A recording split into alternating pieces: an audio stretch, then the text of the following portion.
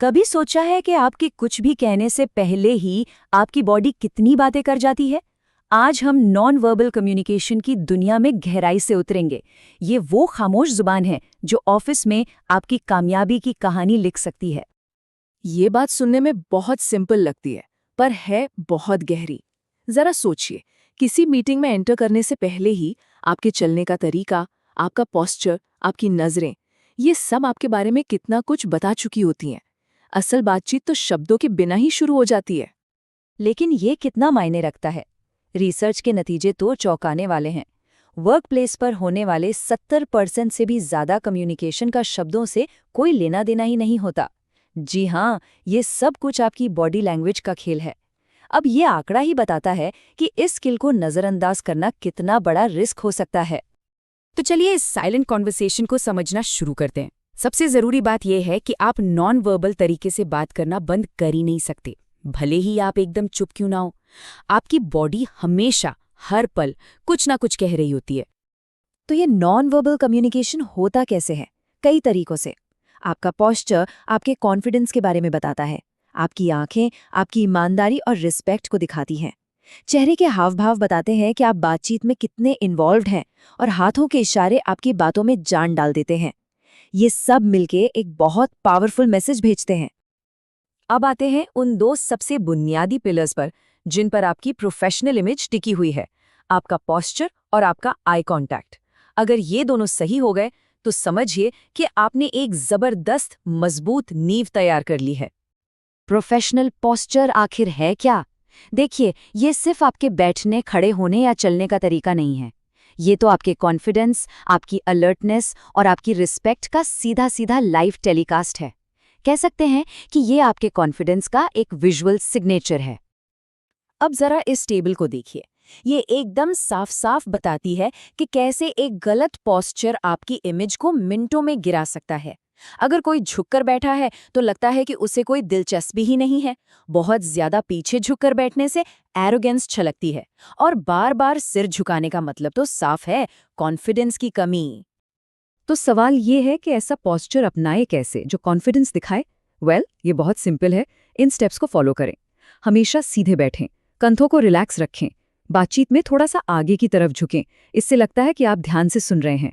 हाथ बांधकर बैठने से बचें, खुले हाथ ओपननेस दिखाते हैं। और जब खड़े हों तो तनकर खड़े रहें और वजन दोनों पैरों पर बराबर रखें। अच्छा, पोस्चर तो हो गया। अब बात करते हैं दूसरी सबसे पावरफुल चीज की, आई कांटेक्ट।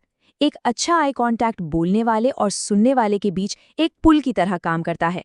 ये आपके शब्दों को आपके इरादे से जोड़ता है, जिससे भरोसा और सच्चाई दोनों बढ़ते हैं।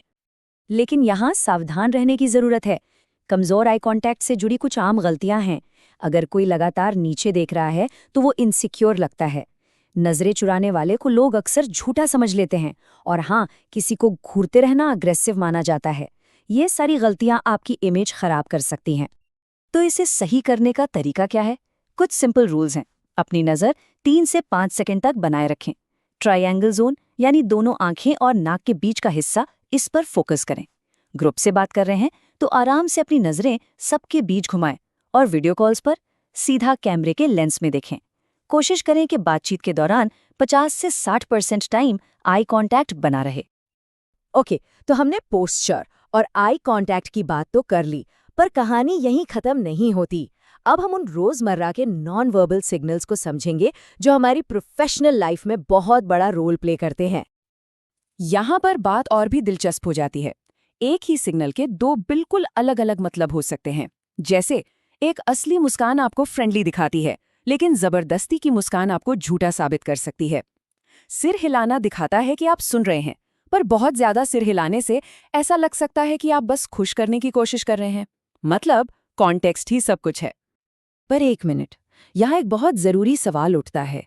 क्या ये सारे सिग्नल्स, ये सारे इशारे पूरी दुनिया में एक जैसे ही समझे जाते हैं? इसका जवाब हमें कल्चरल डिफरेंस के जरूरी टॉपिक की ओर ले जाता है। और इसका सीधा सा जवाब है बिल्कुल नहीं। नॉन वर्बल सिग्नल दुनिया भर में बहुत अलग होते हैं।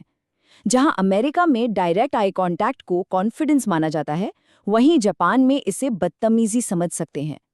मिडिल ईस्ट में उल्टे हाथ से इशारा करना अपमानजनक हो सकता है। इसीलिए आज के ग्लोबल माहौल में कल्चर को समझना बहुत जरूरी है। अब आते हैं एक बहुत ही जरूरी कॉन्सेप्ट पर, जिसे कहते हैं कॉन्ग्रुएंस। इसका सीधा सा मतलब है तालमेल। आपकी बातें और आपकी बॉडी लैंग्वेज दोनों को एक ही कहानी कहनी चाहिए।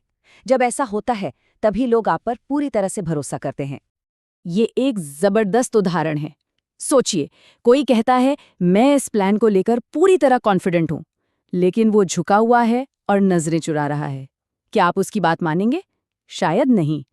अब सोचिए, वही इंसान तन कर खड़े होकर आंखों में आंखें डालकर वही बात कहता है।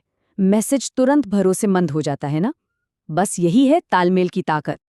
और ये एक गोल्डन रूल है, हमेशा याद रखें। जब आपके शब्द और आपकी बॉडी अलग अलग बातें कहें तो लोग हमेशा आपकी बॉडी पर ही यकीन करेंगे। आपकी बॉडी लैंग्वेज को ही आपकी असली फीलिंग्स का आईना माना जाता है। तो इस सारी जानकारी को असल जिंदगी में इस्तेमाल कैसे करें? चलिए अब आखिरी हिस्से में एक क्लियर एक्शन प्लान देखते हैं, ताकि आप अपनी नॉन वर्बल पहचान को खुद बना सकें और अपनी प्रोफेशनल प्रेजेंस पर पूरा कंट्रोल पा सके। तो एक सिंपल सी 3 स्टेप की एक्सरसाइज है जो कोई भी आज ही ट्राई कर सकता है। Number 1, practice. शीशे के सामने खड़े हो जाएं या अपना 1 मिनट का इंट्रोडक्शन रिकॉर्ड करें। नंबर 2, ऑब्जर्व करें। क्या आपका पोस्चर सीधा है? क्या आपके इशारे सही लग रहे हैं?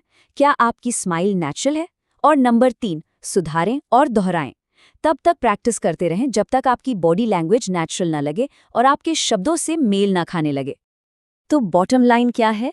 बात बस इतनी सी है कि ध्यान देने और लगातार प्रैक्टिस करने से आप अपने इस खामोश कम्युनिकेशन को अपनी सबसे बड़ी प्रोफेशनल पावर बना सकते हैं।